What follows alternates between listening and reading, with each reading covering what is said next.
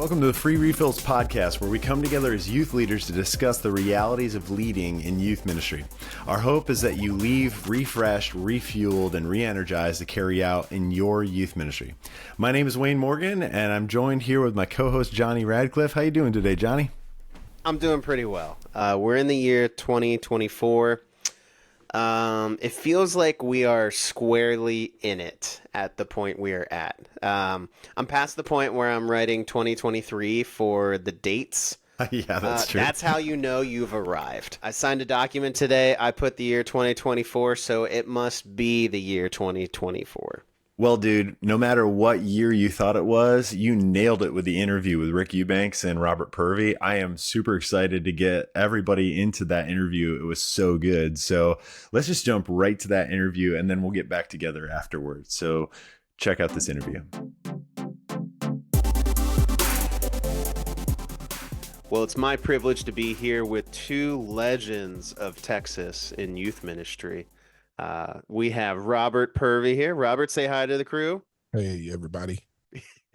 We also have Rick Eubanks, the other legend. How we doing, Rick? Hey, everybody. So I tell you what, I would love for the crowd to be able to hear what's your context, what are you doing now, what have you done in youth ministry, and we're going to start with Robert. Awesome. So what I'm doing now I am the director of partner strategy for 10 by 10. And we'll get into a little bit more of that in a minute, but 20 plus years of experience in youth development, next gen, everything from youth pastor to executive pastor of next gen to community development mentor, strategist, all the stuff you could think of, consultant, all that, everything next gen. That's my heart. Youth and especially youth leaders are my heart. So that's what I've been giving my life to the last 20 plus years here in mostly the Dallas area, the Oak Cliff area of Dallas. And over the last 6-7 years, the state of Texas really doing some next-gen strategy for African-American churches with Texas Baptists.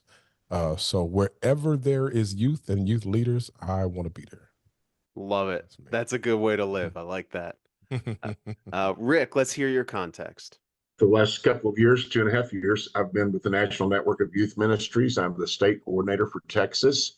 I'm also the co-founder of See You at the Pole, which happened as I was a youth minister in Southwest Fort Worth. I basically, for 50 years, I was music and youth minister in both Fort Worth and in Sugar Land. And for the last 3 years, I've been with Network, but I've been with National Network since almost the very beginning. I wouldn't know anything if I didn't get to rub shoulders with all these other great guys I've got. I've stolen every great idea I've ever had from super, super people. But anyway, 53 years in ministry. I ain't done yet. I'm old, but I'm not tired. All right, let's keep going then, Rick. I like that. I love that. I love it. Well, I tell you what, today our topic is about youth leader discipleship. And in the job of pastor or parachurch organization, as you're ministering, we're all ministers.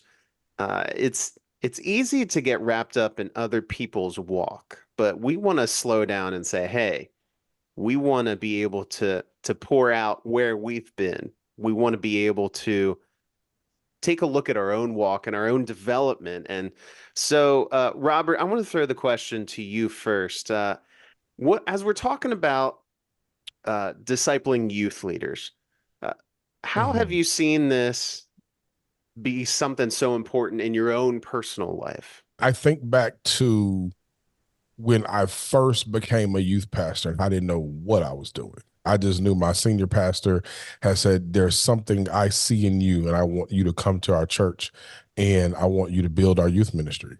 And so I remember just seeking out those who had done what I was endeavoring to do, and just getting the call back from a couple of key people who are still pouring into me this day. And I dare not try to disciple others without being discipled myself.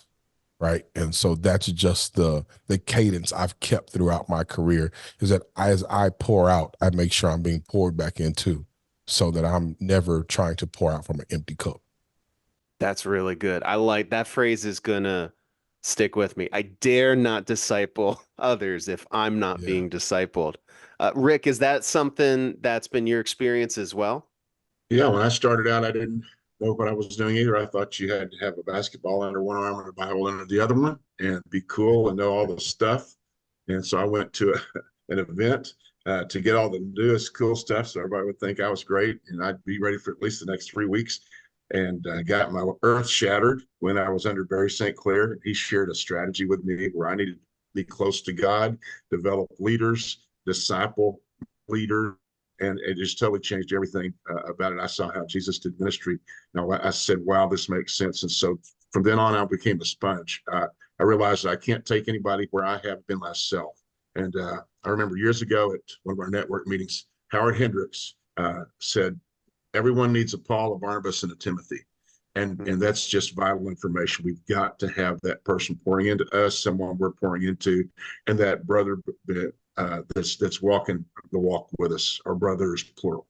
I love that. So let's slow that down for a second. Everyone needs a Paul, a Barnabas, and a Timothy. Can you tell me the relationship in that, just for those who may not know? Barry St. Clair's been a Paul to me for many, many years. I've actually sought some people that could pour into me, someone I could just sit and listen to. I've been blessed with some of the best. Even when I couldn't get those, I would drive back and forth to seminary and listen to cassette tapes. That's that little thing that you used to use back in the weird. days. Yeah. But yeah, Bill Bright, I listened to him all through the 10 basic steps of Christian maturity. And then Josh McDowell in his book of Romans. And so I put myself under some really strong teachers the best way I could. Dave Busby, just sitting with these guys, even at national network meetings, and just listening to them, seeing what their life was like, and asking questions. That Paul was so important, and it just got me to the point where there's some things I have that are transferable. I can share with my Timothy, some other youth guys that may need a little help. And that's what I knew I would do in my older years, is invest in those guys. But I also needed those Barnabases around me that when my life was going good, wasn't going good, that they would love me no matter what, when I stank and when I didn't stink. So I tell you what, so with that, what I gather is that the Barnabas relationship is almost like a peer discipleship. Is that how you would describe it? Like the people who are doing the same thing as you, pulling you along? It's your network. It's your brothers and sisters that you walk with. It's your network. Exactly. You know what? I was just going to say it. You know what? It sounds a lot like networking. Something we're kind of big on at National really Network is. Ministry. So, and for today's conversation, yes, we are big fans of networking. We believe you need the Barnabases in your life. And yes, you need Timothys in your life, the students that you're pouring into. But today we're really wanting to focus on that Paul relationship. I think that's a great analogy for us. So Robert, I want you to really just think, for the person listening to this who's saying, yes, I got my network, I got my people in it. I also have the people I'm pouring into, but man, I need a Paul in my life. If there's someone who's looking to really begin that relationship or go deeper into that, what advice would you have for that person? A person who's looking to have a mentor in their life, or Yeah, seeking mentorship. exactly. In this day and age, honestly, be careful of which Paul you pick. Oh, I'm Be careful intrigued. which Paul you pick. That every Paul comes differently these days. Mm. Some are a version of him, and some actually are. But be careful of that. So I would say to examine your Paul by its fruit.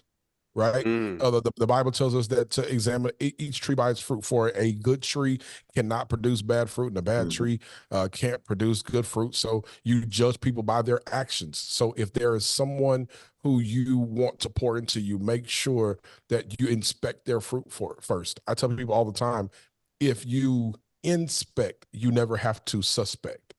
Right. Say that again. I want to hear that again. if you inspect, you never have to suspect, right? That's So good. if I inspect your fruit, the reason why I know Rick Eubanks is not just a legend in word, but in what he's done, because I've inspected his fruit throughout the years of his ministry. So I don't have to suspect whether he's a good leader or not. I know he is, right? And so he becomes somebody who I can sit and talk to at Chili's with some queso, right? and talk ministry with, right? I can do that because I've inspected his fruit, right? And so I would say to any leader, inspect the fruit of the person who you seek out to be a mentor to you, and practically bringing that down.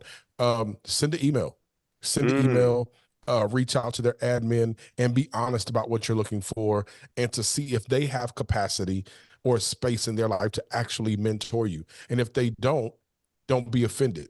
Seek the Lord and ask the Lord to show you someone else, right? Because some people who may have good fruit and may have good hearts may not have the time. Right. And that does not mean you're not valuable. That just means they don't have the capacity. So continue seeking that out. Someone gave me the advice of, if there's someone that you want to be around in this fashion, someone you want to invest in, you don't have time, invite them to like a one-off lunch on a specific topic. Not just, hey, can we meet up so we can shoot the breeze? But if you were to say like, hey, I'm really trying to figure out how to reach my volunteer leaders, and you've done a good job, is that something we could discuss? If you lead with a specific ask, I think you'll find that some leaders will lean a little more and be like, okay, you know what? I think I want to talk about this. Yeah. Absolutely. Yeah. As a PAX leader or as a mentor, I try to take no more than 2 and maybe 3 guys that I'm investing in at once. In fact, I have a guy that I was investing in last year. He's going to be ordained this Sunday, and you're going to take over the church as student pastor. And so there's an end to that. Once you've invested in him, he was raw and rough. His pastor saw some stuff in him, asked me to mentor him. And after about a year and a half, he is ready to go, and he is a kid magnet like you've never seen before. God's going to use him powerfully. Love that. See, that's the picture of how it works. It's so good. I don't know. Like, have you ever felt that insecurity gets in the way of us really seeking out someone that would invest in us? Yeah, insecurity, and pride. I think it's a coupling of both, right? Because I think we are in a season of ministry, and Rick's been around just a few years longer than I have, but I think this is something that we see with leaders throughout the ages, is that there comes to a point when you have enough wins and enough successes, you sometimes get to a point where you think you don't need help anymore. So pride comes in to where you don't seek out mentorship, you don't seek out to be poured back into, because you think because of a few wins you have it figured out. So that's on one end. But so for some younger leaders coming in, I can see insecurity being that thing, because you haven't done a lot, you haven't been around a long time, and there may be this hesitancy to ask or to seek out because maybe they're too busy or maybe they have too much going on.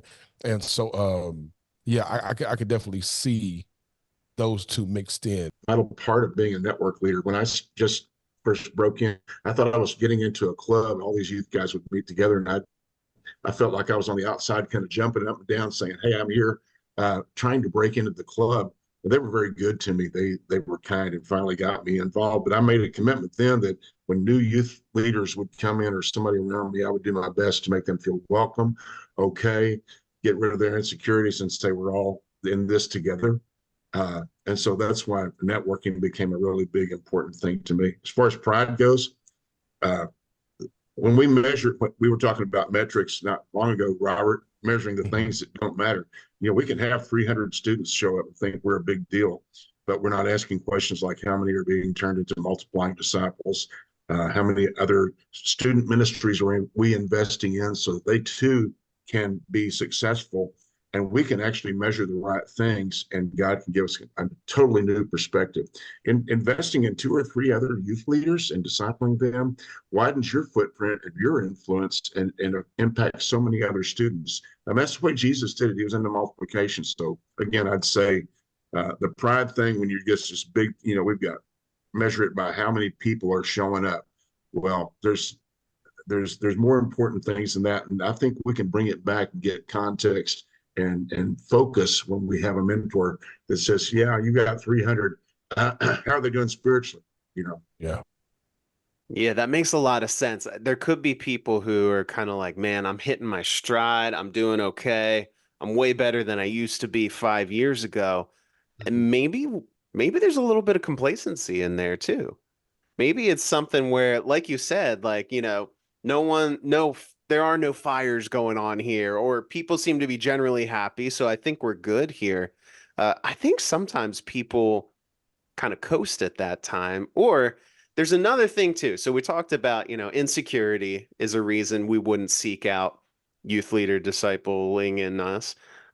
We also said pride.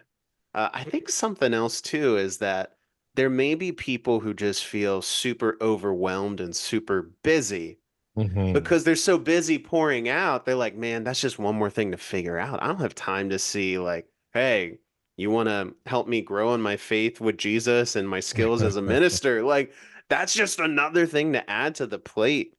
So, Robert, for those who are overwhelmed, what would your advice be in this topic for them? Let me say this. There is a level of honesty you have to have with yourself too. Hmm. Am I being overwhelmed because this is something I'm forcing myself to do and not called to do? Or am I overwhelmed because I don't have enough help to do what I'm called to do? Hmm. Because there's a saying that my dad said growing up in church. He said, some were sent, some just went, right? That's so good. Say that again. Hold on. Say it again when for it me. when it comes to going to doing the ministry, like some were sent, some just went, right? And if you are sent, if you are called to this, your overwhelming may come from the sense you don't feel like you have enough help to do what you're called to do. But if you just went because you thought ministry was popular, or you wanted to get your followers up, or you just had the gift of public speaking, and you may feel overwhelmed because this is not really what you're called to do. So you have to be honest with yourself, because this is a calling, right? This is a calling, and it's an attractive calling. Hmm. I get it. Student ministry is very attractive because you get a chance to step into a group of people who will look at you like a celebrity and a superstar, no matter how much you want to or don't want to, right? Because Hmm. kids are very impressionable, right? And so that's why you have to make sure you're called to this so you don't get caught up in that. But I think that, yeah, with overwhelming, you have to be honest with yourself. Is this Hmm. something I've been called to, or is this something I'm just doing for another reason? And that's where that feeling of being overwhelmed may come from. Wow, that's so good. Yes. Rick, I see you nodding along. Is there anything you wanted to add to that thought? Going back to people that are really wrapped up into the numbers of things, I think they can have the veneer of success when Hmm. they're measuring certain things. And we need to get back to what we do. A lot of things, we do everything but what Jesus told us to do sometimes, which is make disciples who make disciples, instead of get a whole bunch of people there and show up, have a big rally and worship and learn stuff. I don't know if we need that many more meetings. To disciple people means to actually, like Jesus did, take them with us. Let's go do Mhm. ministry together and show them how. We need to take some of these youth guys don't know how to go on the campus. Take them on the campus with you, introduce them Yeah. around. How else are they going to learn? It's Hmm. important that we are the kingdom thinkers, where when everybody else is successful, we're successful, because we're all allies against a common enemy. We're trying to rip kids out of Satan's youth group and get them in ours. Uh, Yeah. that's the whole goal. And as we do that together, we're a mighty army, a wave, and every one of us, we're brothers in arms. I love that. That's so good. Thank you for sharing that. And I tell you what, so for the person listening to this, the wheels are turning. Maybe there are people that are coming across their mind of, man, I would love more time with her, or I would love to pick his brain, or I'd love it if she would continue to meet with me. Uh, it's it's beginning this journey of really thinking through our own walk with Christ, our own fervor and skills for ministry. But we're at a very incredible advantage right here, having someone like Robert Purvey with an organization that has put a lot of time into this. So if someone's here thinking, man, I really want to open up some more doors for being poured into and really just making this a craft. Robert, can you give a little description of what 10 by 10 is and how it serves the youth leader? Sure. 10 by 10 is an amazing organization that I have the honor and privilege of being a part of, because it's an organization that is focused on relational discipleship that's radically focused on Jesus. And we just believe that the way to advancing the kingdom and the way of turning a tipping point into a turning point of young people walking away from the faith is through relational discipleship. Pine Tops Foundation did a study and showed that over 1 million students are walking away from the faith every year, not just churches, but from the faith.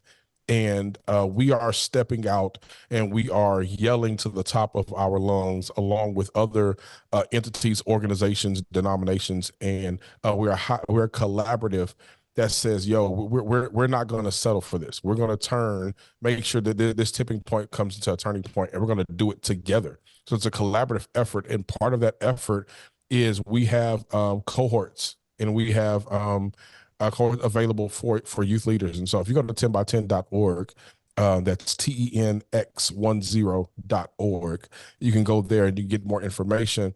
But it just helps the youth leader. There's a step there where you can take a quiz to see where you are on your journey as a youth leader. And then from there, you have some relational discipleship inventory things to kind of give you a more general overview of where you are and where you need to be.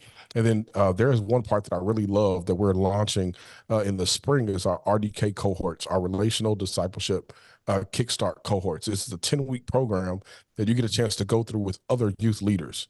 And it's conversation based around how to ignite and engage in relational discipleship.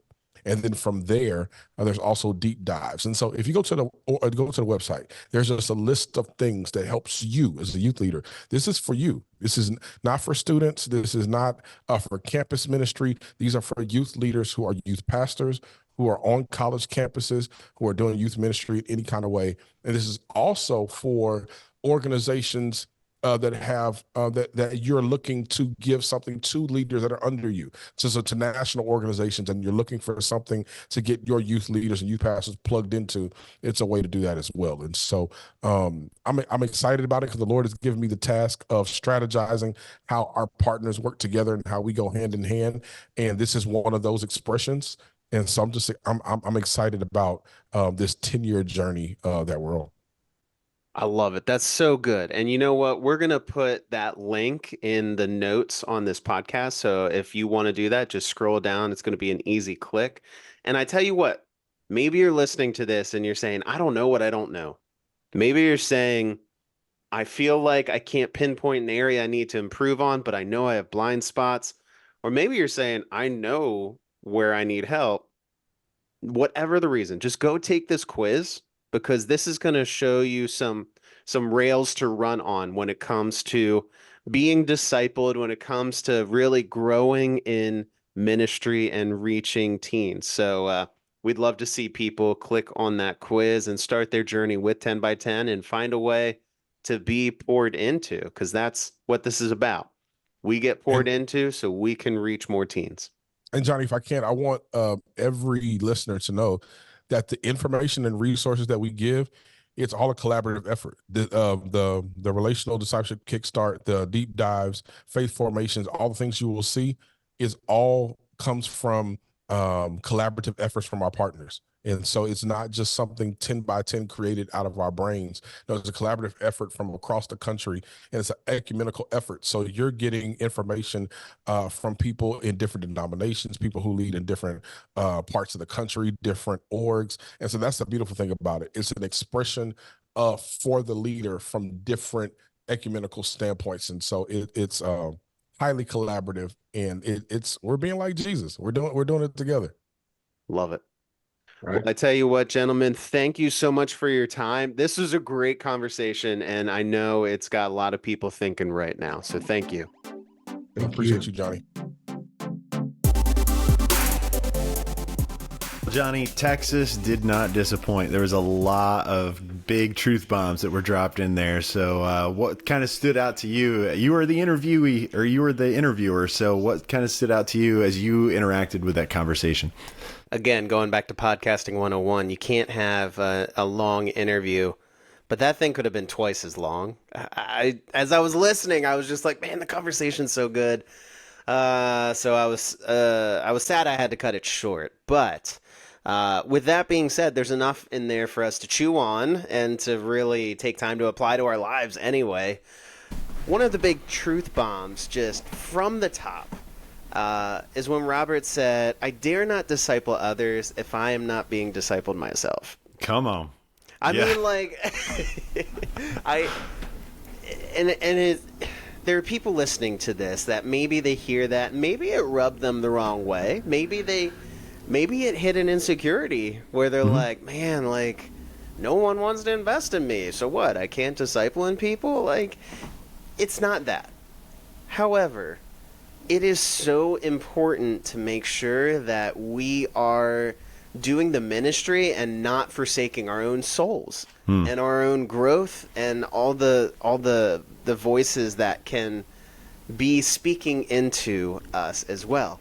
So as I'm listening to that, if I were to look at my life, the question would be, am I letting people teach me? Am I seeking out discipleship from people? And even like, I shouldn't say this, but like, even like certain authors, am I reading enough? Am I seeking out like wisdom through people who are published or in podcast form? I don't want to ask that question because that's not great. Well, and I think it kind of ties into one of the conversations at the end where Robert said some were sent and some just went. If you just went and you're trying to get these conversations going, maybe there's some more basic conversations you need to have.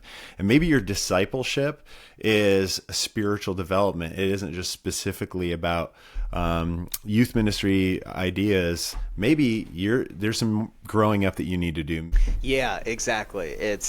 And so much of it comes back to the call, right? Like the call to ministry, to minister. And he even said, he was talking about, am I supposed to do this work or am I overwhelmed because I don't have enough help? And I think most people would be the latter of that statement, where they'll be there saying like, listen, I'm constantly looking for volunteers to serve alongside of me, or maybe it's even, I want to do the work, but I feel like students' schedules aren't available. And there's a lot of frustration there. But the idea of being called to this and to be able to make sure we're continuing getting filled up so that we pour out. Listen, there's so many leaders out there who are burnt out and they're trying to pour out, but they got nothing left. And then, they're trying and they're holding on and they're being faithful and they're staying grounded. But that's when it reaches the point where ministry and serving others has come at the cost of their own soul and their own spiritual vitality. And I've seen it plenty. It's hard. And without even noticing it, sometimes we are being discipled by those same people who are burning themselves out, and we are watching their lives. There are people who don't have Barnabas in their life. They're just solo ministers. So I love Rick saying you need a Paul and a Barnabas and a Timothy, because that in and of itself shows that there's a co-laborship that's happening with Paul and Barnabas. And so if you're in a space where you're the only leader and all you see around you is other people, I think one of the spaces that you said, find podcasts, find places to read, to get a different idea, because you might be in an unhealthy, you might have people who've discipled you who they themselves are unhealthy. For sure. And I've had so many conversations with pastors and parachurch leaders where they didn't have the mentor they thought they were going to have. And it's heartbreaking to hear. You think, you get a youth pastor job and pastors are like, they have the power of woo, right? They win others over. They won you over, and you thought it was going to be this thing where you'd be in his or her office and you guys would be like hanging out every Best other friends. weekend. Yeah, family, and a lot of times it doesn't go this way. And then there's disappointment and there's this feeling of, well, I almost feel lied to. I thought this person was going to disciple me. And what I found is that there are a lot of pastors who are not great at having that Paul-Timothy relationship within the staff. Yeah. So what happens, that staffer doesn't have that Paul figure in their own congregation, their work environment. So what that means then, if you're in that situation and you're like, yeah, my lead pastor, I mean, this dude doesn't even know how to hug. Like, I get it.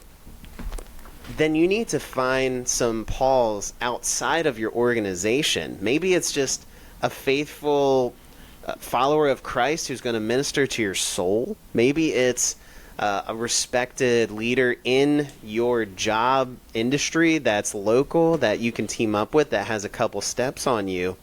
You can't go on and neglect that relationship because you need people modeling it for you in life and in ministry. Yeah. And one of the things, if you're in an organization, especially a smaller staffed organization, you should be wired differently.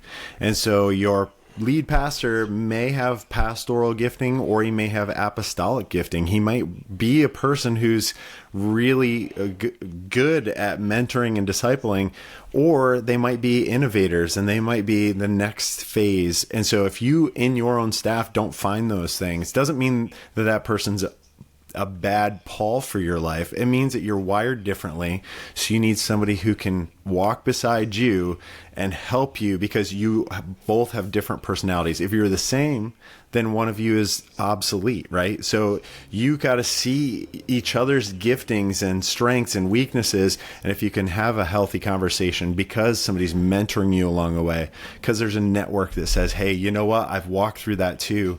That's a very healthy place to be. So if you're in a spot where you're not seeing eye to eye or the expectation isn't there, don't instantly run away, but find a Paul, find that mentor that can walk beside you so that you can be as healthy as you possibly can be for your church, for your local body, even though you don't 100% mesh and you don't have that best friend relationship. So ideally, it would be great if we all had that best friend relationship, but we know we're all wired differently and we all have different strengths. And sometimes we're different people in leadership and we complement each other. We don't necessarily fit each other 100%. Yeah, absolutely. And I'll say this. So I think in youth ministry, sometimes you've just been around long enough, like 15 plus years like me. You may not mean that you know what you're talking about, but you've at least seen a lot of stuff, right? So Sure. Whenever someone approaches me and asks me questions or what would I do with this, guys, like, I come alive in that moment, right? Like, I love talking ministry. I love talking the Word of God, reaching teens, all of that. So for someone in my position, if I'm in a position to be a Paul, that's great. I love it. And I love when those doors open, and I wish there was more of that. So and the reason I bring that up is because I really do think that we have this complex where we say, man, this leader wouldn't want to invest in me, or who am I? Like, I really do think that whole, like, who am I that this person would want to talk to me? I think so many leaders want to pour into other leaders, want to pick people up in life and ministry. And so if there's someone here you look up to in ministry, just take them out for lunch. Maybe have some very specific questions you want to pick their brain about, and just kind of see where the relationship goes. Yeah, I love the idea that he said, be careful. Robert said, be careful what Paul you pick, examine their fruit. I think it's really important that you come to somebody with a very specific question, because the busier the person, the more they have. If you say, hey, can you mentor me? That would be like going to a gym and going, hey, I need to get healthier. Like, that's a broad thing to ask. Okay, exactly what you need. So love the specifics about, hey, I want to ask you about one thing. Find an area that somebody is excelling in and ask questions about that. it's pretty rare that you're going to find somebody that's balanced in all the areas. But you'll find somebody whose marriage is super, super good, and you'll want to hang out with them for a little bit and find out what you guys do. There's going to be somebody who's phenomenal from stage, and you want to hang out with them a little bit and see how they woo the audience. There might be somebody who's great pastorally. So not everybody is the complete package too. So when you find somebody that's just a step better and that you go, man, I just love how you're doing things, take them out, ask specific questions. Don't overwhelm them with, can you be my mentor? Because that might be a little more than they're willing to bite off. Be very specific, be very intentional, and ask them about one or two things. And hey, you might click and they might be a Paul for the rest of your life, or it might just be that one lunch. Exactly. Trick them into mentoring you, whether it's for one meal or for a lifetime. Lead in with a specific question and then, keep coming back. And here's the thing. Someone can say no. It's okay. Yeah. You can handle it. That's a little bit of rejection, but that's okay. No harm, no foul. Yeah. But the one thing I will say too, and this is the final thing I'll throw into the mix, as Robert was talking by 10 by 10, and we're going to have the link in the description, so that way you can take that survey. That assessment is so good. Maybe you're sitting here kind of wondering, where are my gaps? Where do I start? You got to go to the website. You got to fill it out. And you can start a journey of getting some of that discipleship we talked about from people like Robert Purvey, listen, the best of the best minds in ministry are the ones who have come together on this collaborative project called 10 by 10. And so if you're saying, I'm serious about reaching teens, man, this is a great place to start. Yeah, one of the things that we hope for with the Free Refills podcast is to give you information that is actionable, that you can go and you can assess things, that you can learn a little bit, and then you can leave going, wow, I have an action step from this. And so there's not much more actionable than that survey. So we encourage you to go do that. And hopefully this podcast has encouraged you and has given you some action points. So if that's the case, please like it, subscribe to us, share it with a friend. We know that there's youth workers out there who need to be encouraged, and we hope that the conversations we have here do that. So we are so thankful for you listening to the podcast all the way to the end. If you have any questions, feel free to email us at freerefillspodcast@nnym.org. And until next time, my name's Wayne Morgan. This is Johnny Radcliffe, and I don't know how I normally end this. I think we just did.